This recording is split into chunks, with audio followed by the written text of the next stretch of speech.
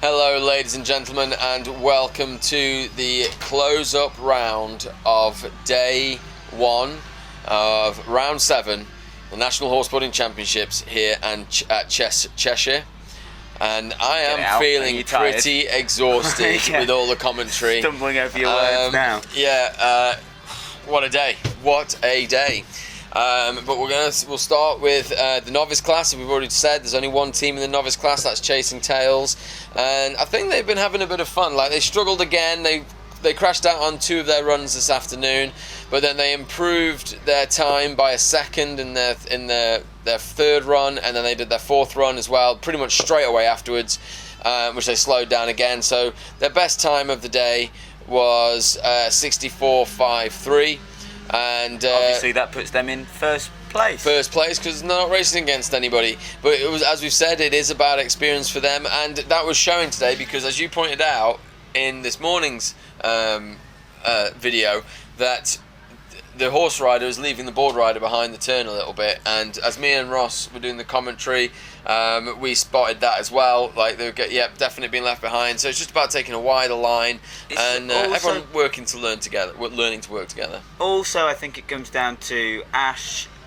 She needs that experience, because if you know a horse rider is going to do that, you take a wider line and then you'd cut in a bit more aggressively to hope for that. But she's also holding the rope right into herself, so if anything goes wrong, it's almost unbalancing her position on a heel turn. On a toe turn, she looks comfy as anything. Yeah, and it'll be great to see them. We've got another 2 days of experience to gain, so really good work from both of them, and of course they are a genuine junior team.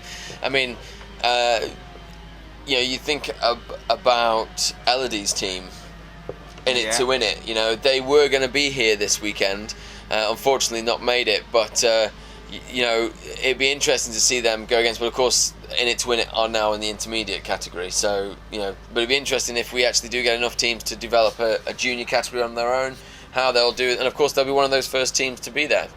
So looking into the intermediate, not a great deal's been going on, really. And you look at the teams that are racing, you know who's going to win, and it's been. I would never rule Pony Express out or 50 Shades of Bay, but yes, from the first run this morning, Bruisers Easily have been dominating that class. Yeah, so I mean, in 3rd place, you've got at the moment Pony Express with 64.75. Yep, and they are 4.57 behind 50 Shades of Bay. With 60 seconds flat as their fastest time. And then storming away with it, in 1st place, Bruises Easily, 52.18 seconds, a full 7.82 seconds ahead of 50 Shades of Bay. Now, I've seen some good board riding, but I've not seen anything that's pushed Reese. It's a tight course. I've not seen anything that's really pushed Amy in her technical ability. No, the Bruises Easily's fastest time, 52.818. That was looking like it was pushing him a little bit, and it was. There was a few spots of rain before the second heat, which did kind of show the boards to slide a bit more. But overall, there's not a great deal to really put them in a challenge. It almost feels a little bit at the moment like Bruises Easily are just ticking boxes. They're an elite team. Yeah, they're every bit ready for the elite. They've qualified up in 2-3 rounds. Only Top and Tails stopped their advance a little bit. They've got 2 wins in the intermediate so far. The 3rd win this weekend, which they're already looking at a 7.82 second lead on everybody else. Going into day 2 on the averages. Going into day 2. I mean, that, on the averages, by the weekend, 14 seconds you got to beat them by. Yeah. But by Sunday, that could be as much as 20 odd seconds ahead of everybody. Which will just, but they're ready. They're ready. If it wasn't for the fact they have to score these extra 10 points to qualify, they'd be in the elite right now, and they would be mixing it up with the big boys. And they'd be mixing it up this weekend, because coming next is the elite category, and what a category it's been. What racing has been going on. Some of the best racing, some of the best times. I've been on the edge of my seat And I'm refereeing. I've got to stay biased. Yeah, he was standing. I mean, I think that's what's drained me. Really, is the unpredictability of what's been going on. The amount of excellent races that were that changed the positions around. We know we've spoken about the first round. Sudden Impact were leading by +2 seconds, and if I'm correct in thinking, Chill Winston came out, didn't score a race. In fact, in the first rotation of races, we only team to finish was Dead Pigeons. So out of 7 races, not because the ground was bad, not because the corners were particularly treacherous, or for any other reason, then they were racing on the red line all the way around. And it was more than what the boarders could cope with, really. Only Dead Pigeons managed it with 78.46, which still wasn't good enough for first place. No, and it still wasn't good enough for first place. It moved them up, and all the way through these last 3 rotations, the last heat we've just had, quite a lot of horses didn't compete in the second rotation of races. We had 3 that didn't complete. But Chill Winston did, UK Border Force did, Dead Pigeons did again, they improved their time again, and so did Drag Act. This is the 3rd rotation. Totally lost it. 3rd rotation of races. So, but at the end of the day, what we're saying is that there was a lot of swapping and changing. Lots of things happened. The racing was out of this world. It was very entertaining, all very close, and we're going to go straight to the results because there's too much happened to really tell the story. Too much really happened to talk about. I think the results only tell half the story because the way that one team overtook another team, Drag Act had 2 missed runs before they completed a race, and those 2 missed runs were rapid, extremely rapid. Then Sudden Impact, they lost first place, and then they had that massive crash, and Jack Bateman had to be checked by the St John's in the pits during between races to get his he wasn't given a medical red card, but he was on the cusp of getting one if they didn't recommend he raced again, and he did race again, so it was all good. But they pulled out. As soon as they touched on that last run, they pulled out. They must have known it was on the limit. The interesting thing is, on the split, which is about halfway around the course, the split time, they were all coming in 40, 41, 42 seconds. Virtually everybody, consider it done, matching the race horses up until halfway around the track. If that had been a shorter track, consider it done would have been well further up the table than what we've got now.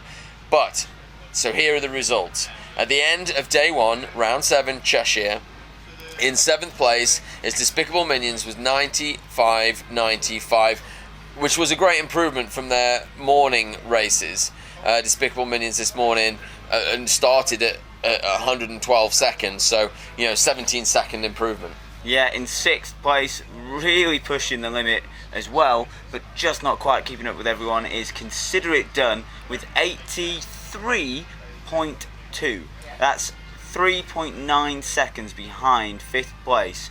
Yeah, but the thing is, at one point, 5th place was Dead Pigeons, and Dead Pigeons, so they were 3.5 seconds behind the Dead Pigeons at one point, and they matched them going through the speed trap, and they matched them going through the 90 degree. It's just that extra length of track that the horse struggles with to be able to do lots of runs. But in 5th place, I'm surprised at this, if I'm honest, because I thought the way they raced today was exceptional, and I thought that it's probably some of the best racing we've ever seen from them, actually, from Drag Act.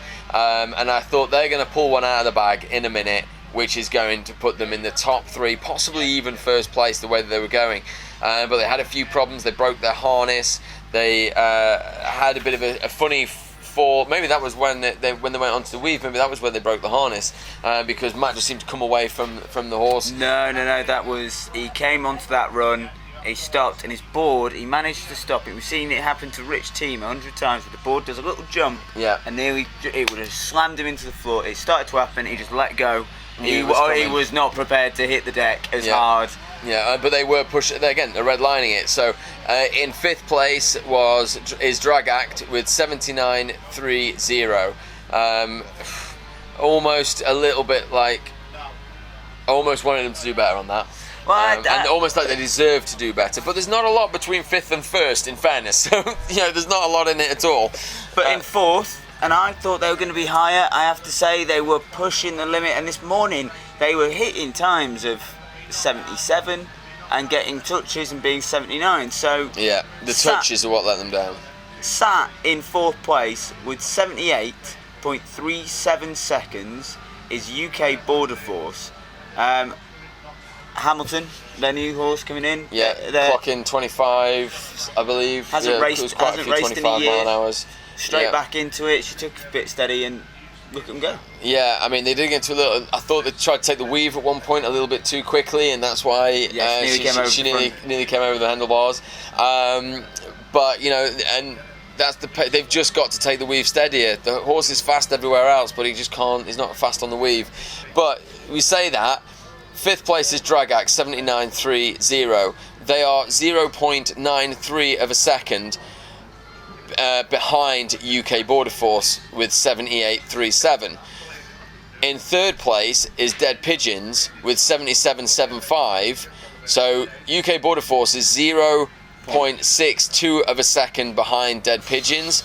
Dead Pigeons are 0.19 second behind 2nd place. Now I've got to say, Dead Pigeons came out and they've done what they should always do, and they rocked it. But again, I think the pressure is getting to Ross.